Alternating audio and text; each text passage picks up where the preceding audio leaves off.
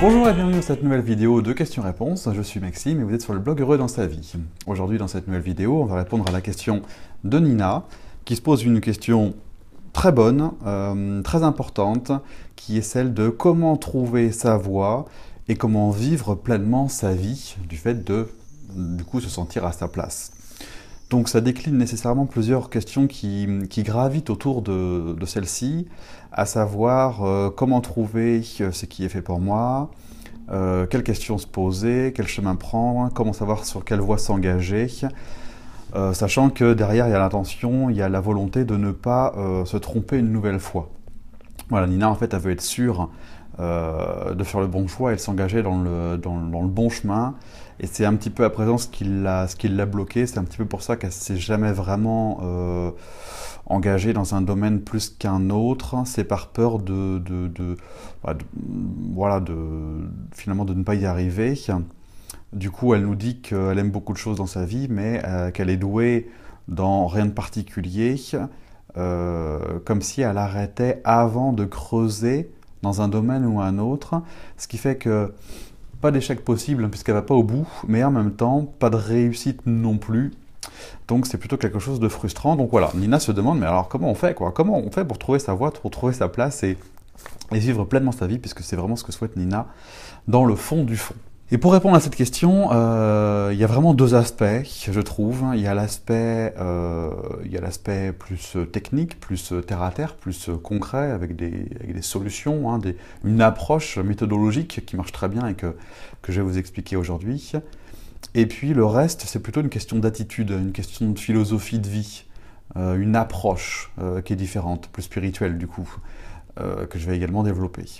Donc le premier truc, très concret, très terre à terre, c'est tout simplement le fait de se baser sur justement quels sont mes plaisirs, qu'est-ce que j'aime, qu'est-ce qui m'attire, qu'est-ce qui me passionne.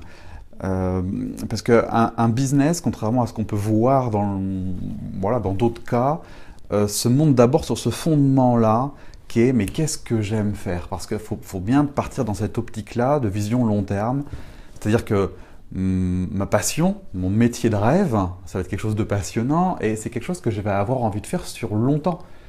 Et pour pouvoir faire quelque chose pendant longtemps, il faut aimer ça.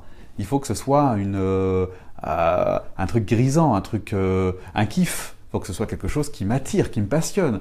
Il faut que ce soit quelque chose qui me donne envie.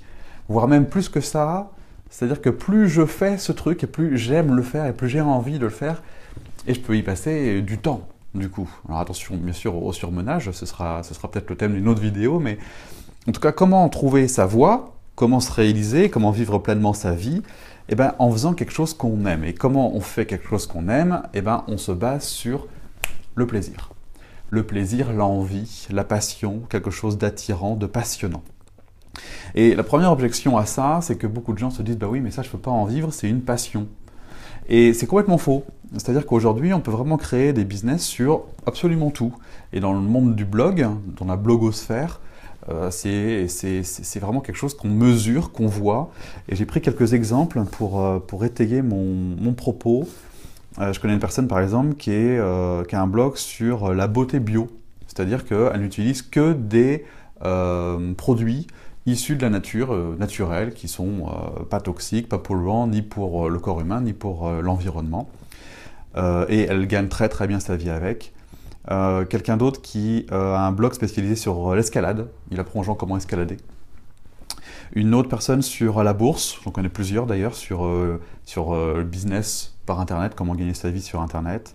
Je connais une autre personne qui a un blog sur la photo et qui engendre également beaucoup d'argent sur une base de passion. Hein. Tout ça, c'est des bases de passion. Un autre sur la randonnée, sur comment randonner malin, par où, quel chemin prendre, comment s'organiser, qu'est-ce qu'on met dans son sac à dos. Voilà, sauf qu'on peut en vivre hein, de ça, même si on pourrait croire que non. Sur les langues étrangères, notamment quelqu'un à laquelle je pense qui a un blog sur la Russie, qui n'est pas une langue connue, ni très très répandue, et pour autant il gagne sa vie avec son blog sur lequel il apprend aux gens à apprendre à parler le russe et aussi à voyager en Russie.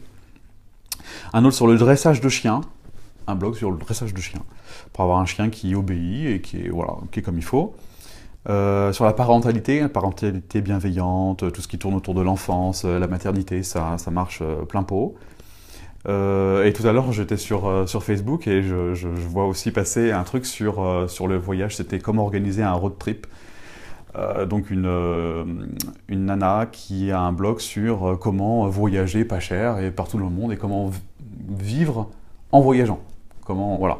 Donc c'est des exemples parmi d'autres, mais il y en a beaucoup, beaucoup, beaucoup. C'est vraiment une erreur et c'est complètement faux de croire qu'on ne peut pas vivre d'une passion. C'est vraiment le cliché de base, très répandu. Ah oui, mais ça, c'est une passion. Oui, mais ça, tu peux pas en vivre. Oui, mais ça, c'est juste... On vit absolument de tout, hein, parce qu'il y a toujours des gens qui sont intéressés par ce qu'on aime. Il suffit d'organiser, de structurer ça sous forme de, je sais pas, d'information, de formation, quelle qu'elle soit, hein, soit dans e-learning, soit en conférence, soit en atelier, soit... Et c'est pas la forme qui manque, hein. Et il y a toujours des gens qui seront intéressés par ça, et même si tu le vends pas cher, 5, 10, 15, 20, 30, 40 euros, multiplié par le nombre de gens qui vont être intéressés, toi ça te fait des revenus, hein, voilà, tout simplement, quoi. Donc vraiment, partir sur cette base de passion, et l'idée c'est de lister par exemple 10 passions, 10 choses que tu aimes, par-dessus tout, qui vraiment voilà, te mettent dans un état interne positif. On appelle ça des essences. Je te mettrai également les liens pour que tu bosses les essences parce que c'est fondamental. Et de faire la différence entre essence, qualité et forme. Il y a la forme, mais la base de la base, c'est l'essence. C'est ce qui nous met en action, en mouvement, hein. C'est comme une voiture, si elle n'a pas d'essence, elle a beau être belle, il ne se passe rien, hein. Donc voilà. 10 passions, et puis pourquoi pas voilà, au travers d'un support informatique par exemple. Et puis après, s'il y a du monde sur ton marché, il suffit d'être spécifique, il suffit d'être spécialisé dans un domaine, comme moi par exemple, plus spécialisé dans le bonheur, même si la psychologie et le développement personnel est très très grand, voilà, peu de gens parlent du bonheur spécifiquement et de comment être heureux dans sa vie. Et alors que moi, c'est purement et que mon créneau, qui finalement après dispatche dans plein d'autres domaines, mais bon, voilà. Et puis il y a beau y avoir plein de gens qui font la même chose, la concurrence n'existe pas vraiment, puisque on attire à nous des gens qui ont la même signature, la même vibration, la concurrence, c'est un mot qui n'existe plus vraiment, c'est un peu obsolète, ça fait un peu partie du monde d'avant, où il fallait se battre pour tirer son épingle du jeu, c'est un peu naze, voilà, entre guillemets, c'est plus trop d'actualité. Ok ? Donc qu'est-ce que j'aime et comment structurer ce que j'aime sur un support pour expliquer aux gens, pour partager cette passion. Voilà. Ça c'est très concret pour trouver ta voie, et si tu aimes plein de trucs mais que tu ne sais pas précisément dans quoi t'orienter, il faut que tu essayes. Il faut que tu essayes un peu plus, mais sans cette intention de créer quelque chose, juste pour essayer un truc et voir parmi tous ces trucs qui te plaisent, lequel te plaît encore plus, pour pouvoir axer plus d'énergie dans celui-ci. Et pour autant, et en même temps, c'est pas exclu de monter plusieurs business en même temps. Dans la formation que j'ai suivie, moi, pour créer un blog, le formateur, n'hésitez pas à nous dire, mais créez 2 ou 3 blogs en même temps, si vous avez 2 ou 3 passions phares, il n'y a pas de problème. Et puis, au bout d'un moment, sur le long terme, vous allez bien voir d'abord celui qui plaît le plus, celui sur lequel vous avez le plus d'envie, d'énergie, et puis la sélection va se faire d'elle-même. En tout cas, la stratégie, c'est celle-ci. Plaisir, passion, qu'est-ce qui me plaît, qu'est-ce qui m'attire, qu'est-ce qui me fait vibrer, parce que je vais en avoir besoin sur le long terme pour avoir l'endurance nécessaire pour alimenter ça tout le long d'une vie, sachant que ça va évoluer au fur et à mesure. Et puis, cette histoire d'essence-là, l'essence, c'est vraiment ce qui est essentiel pour toi, pour être heureuse, pour être quelqu'un d'en forme psychologiquement et physiquement. C'est fondamental et c'est par ça que ça commence. Et quand on commence par la forme, c'est-à-dire trouver un business, chercher la niche, qu'est-ce qui rapporte le plus, et puis se lancer dedans, et puis voir après si on est bien, ça ne marche plus. C'est pas comme ça qu'on fait.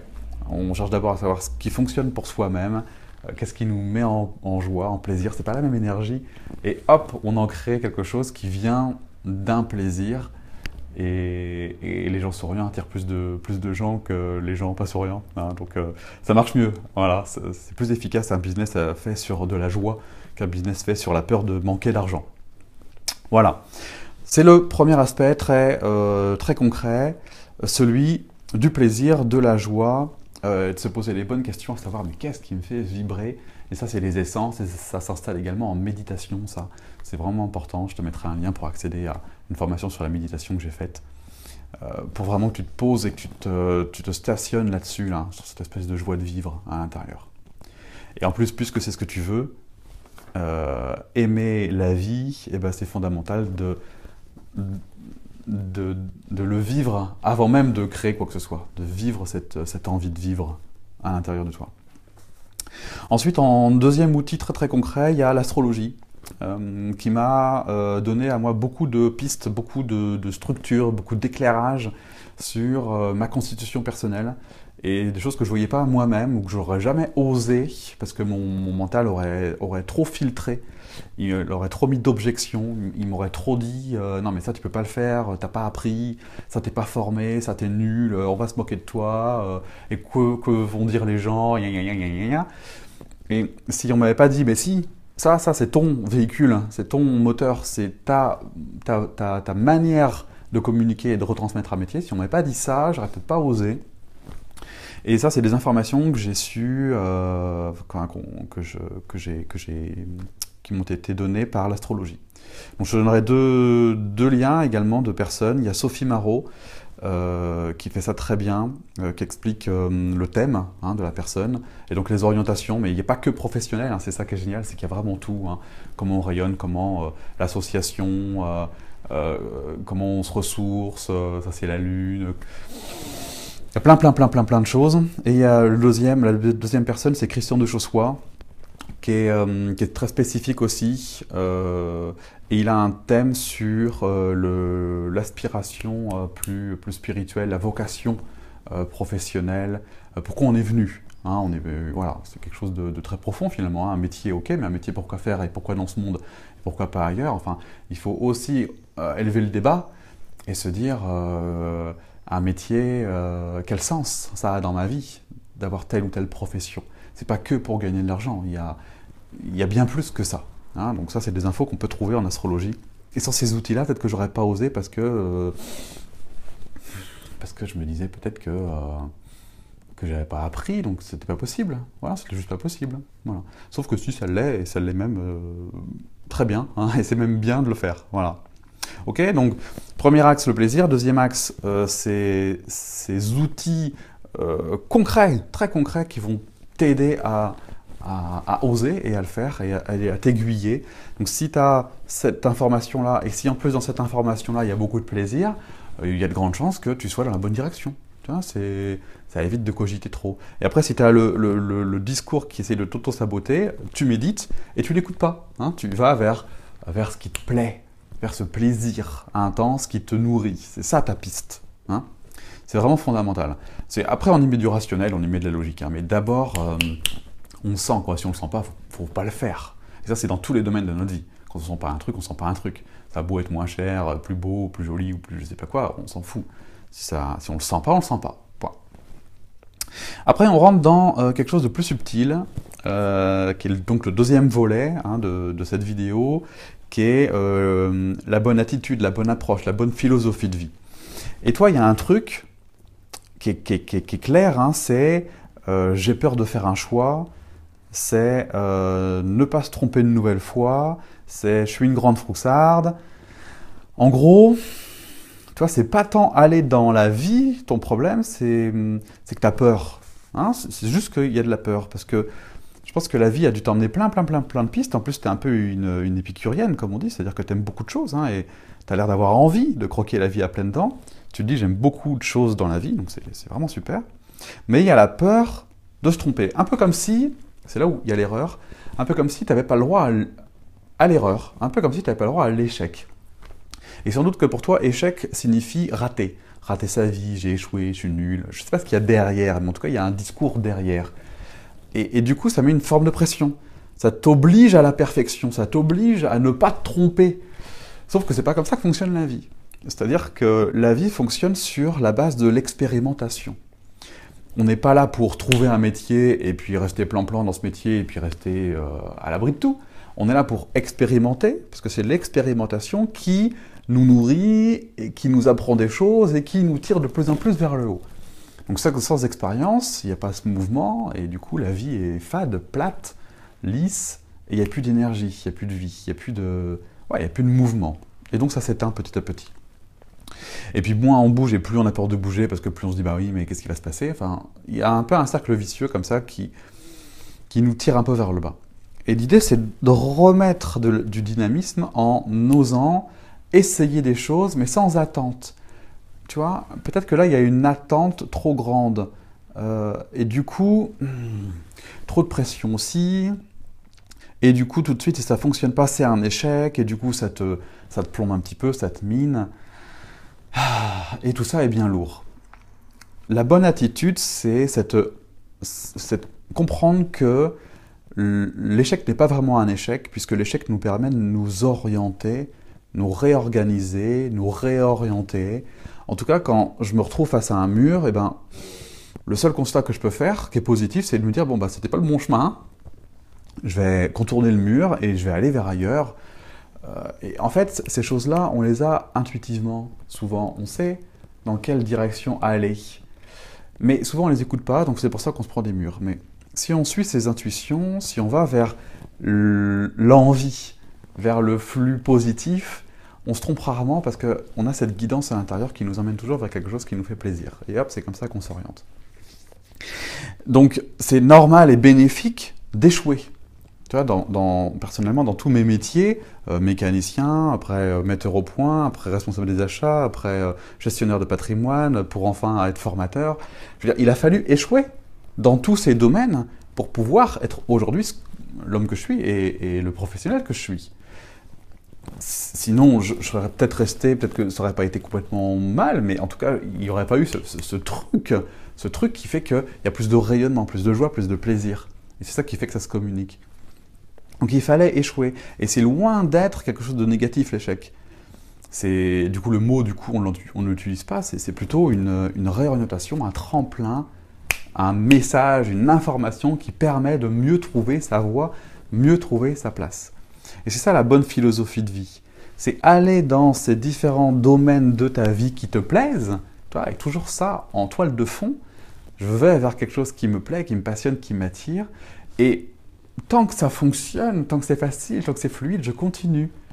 Alors après, bien sûr, il y a des moments qui sont plus ou moins faciles, plus ou moins simples, parce que, comme je te disais, quand on monte un blog, par exemple, ça demande une implication. Et du coup, c'est pas toujours que rigolo.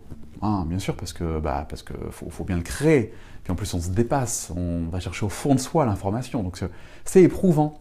Mais c'est pas plombant.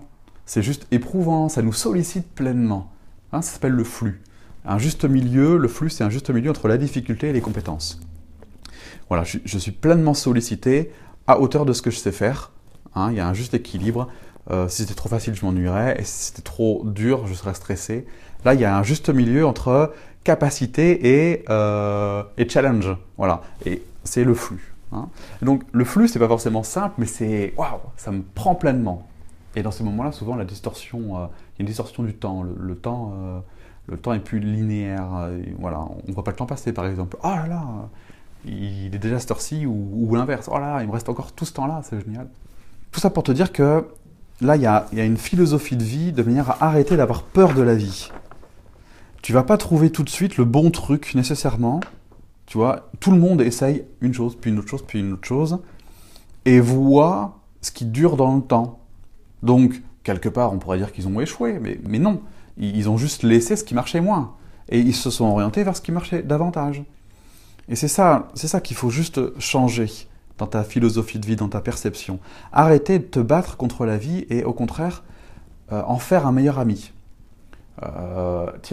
J'essaye ça. Ok, est-ce que tu me suis un petit peu? C'est un petit peu ça le discours que tu peux entretenir avec la vie.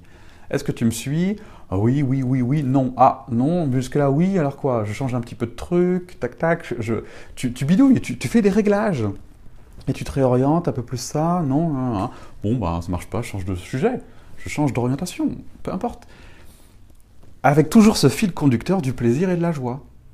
Et que tu te retrouves effectivement à avoir essayé plein de choses, et dans ces plein de choses, il y en a qui te portent vraiment et qui te permettent d'en vivre. Voilà. Tu vois un petit peu l'idée? Et il n'y a pas d'histoire d'échec là-dedans, du coup. Il y a juste des expériences. Et c'est ça le sens de la vie. C'est ça, on est là pour ça. Pour vivre des expériences. Ces expériences nous font grandir. Et l'aspect professionnel est un super vecteur pour grandir sur soi. Comme les relations amoureuses, c'est un super vecteur pour grandir sur soi parce que ça nous implique pleinement. Changer de mindset, ça s'appelle de vision du monde. Une manière à faire de ton meilleur ami la vie, de manière à ce qu'elle t'aide à te réorienter et d'enlever ce mot échec de ton vocabulaire parce que c'est pas vraiment vrai. L'échec, c'est l'ego qui échoue parce qu'en fait, il veut absolument, il lâche rien jusqu'à ce qu'il obtienne. Mais le problème, c'est qu'une fois qu'il l'a obtenu, si c'est pas ça, s'il n'est pas à sa place, il n'est pas à sa place. Il va être malheureux. Un jour ou l'autre, il changera. Donc, c'est bête de s'obstiner, tout ça, parce que c'est de l'orgueil ou la peur de se tromper. Enfin, laissons tomber ça. Prenons plus de hauteur. J'expérimente, je jette des petits cailloux, je vois ce qui se passe. Si ça revient positivement, c'est que c'est par là. Si ça ne revient pas, c'est que c'est pas par là. Et j'en jette un autre. Et je m'oriente avec la vie, je collabore avec la vie. Et je te mettrai un séminaire que j'ai fait là-dessus, qui s'appelle « De la confiance en soi, en la confiance en la vie ». C'est-à-dire comment avoir confiance et comment arrêter de considérer les échecs comme des échecs, mais plutôt comme des outils à bonheur. Voilà. Je te mettrai le lien pour apprendre à avoir confiance en toi sous la vidéo. Et ça rejoint, tu vois, la première partie qui est cette fameuse joie de vivre. Et c'est ça la vie, c'est expérimenter, essayer, vivre et voir comment être de plus en plus heureux. Et là, tu es à ta place. C'est comme ça que tu trouves ta voie. Et avant même de l'avoir trouvée, tu es déjà à ta place parce que tu es dans cette recherche, ce que j'appelle moi des chercheurs sincères. Tu es déjà aligné sur toi-même, en train de vivre ta vie comme quelque chose de réjouissant qui t'emmène tous les jours et inlassablement vers quelque chose qui fait encore plus de bien. Et il n'y a pas d'échec là-dedans. Il n'y a que des expériences plus ou moins validantes et grâce à ça, tu sais vers quoi t'orienter et t'aiguiller. C'est génial. Tu vois. Donc pour résumer, on commence par savoir ce qui t'anime en trouvant ce qui te fait plaisir. Tu listes tes 10 passions. Tu t'aides par l'astrologie, par exemple, avec Sophie ou avec Christian, ou avec les deux, pour mettre des mots en plus sur ton ressenti et commencer à mettre une forme de « tiens, qu'est-ce que je pourrais faire concrètement ?» En n'oubliant pas de toujours conserver avec toi les essences. Il faut que tu médites si tu n'es pas en connexion avec les essences. La méditation, je te mettrai un lien pour accéder à une formation. Après, il y a ce changement de point de vue, c'est-à-dire voir la vie, non pas comme un combat, mais comme une expérience de vie qui te permet, d'instant en instant, d'avoir de plus en plus de joie, de plaisir et de bonheur pour, comme tu le dis, vivre pleinement. Voilà. Et en faisant ça, même, voilà, le chemin sera réjouissant. Tu n'auras pas besoin d'obtenir quoi que ce soit, même si bien sûr tu obtiendras quelque chose. Mais déjà, vivre la vie comme un chemin réjouissant, c'est déjà profondément réjouissant. Voilà, pleinement remplissant. Voilà, Nina, pour ta question. Merci beaucoup à tout le monde d'avoir suivi cette vidéo. N'hésitez pas à vous aussi poser votre question. Téléchargez mon livre, Rendre le bonheur possible, pour avoir les fondamentaux du développement personnel et du bonheur. Et puis, suivez la visite guidée, inscrivez-vous en formation. Voilà, impliquez-vous pour faire de votre vie ce beau chemin réjouissant avec de belles expériences. Voilà. Merci beaucoup pour avoir suivi cette vidéo. Et puis, à très bientôt pour la suivante. Au revoir.